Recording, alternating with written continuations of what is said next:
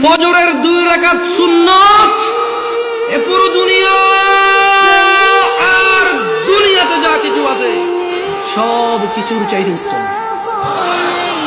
তাহলে যে 2 রাকাত সুন্নত পৃথিবীর চাইতে উত্তম, ওই 2 রাকাতের সুন্নতের পরে যে 2 রাকাত ফরজ রয়েছে, এই ফরজের আল্লাহু আকবার কি দিয়ে মিটাবা? এই ফরজের সামি আল্লাহু লিমান হামিদা কি দিয়ে মিটাবা? কত টাকার মালিক হয়েছে তুমি নামাজের কাফারা দিবা?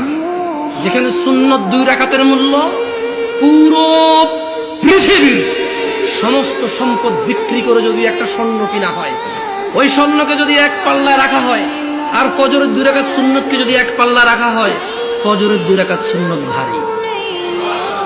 ওই সুন্নত এত ভারী হলে ওই ফজরের নামাজের ফরজ যেটা তুমি ঘুমের মধ্যে কাটিয়ে দাও, ওই 2 রাকাত ফরজের আল্লাহু আকবার, সামি আল্লাহু লিমান হামিদা, আত-তাহিয়াতু সুবহান রাব্বিয়াল আযীম, সুবহান রাব্বিয়াল আলা কি দিয়ে কিনবা তুমি?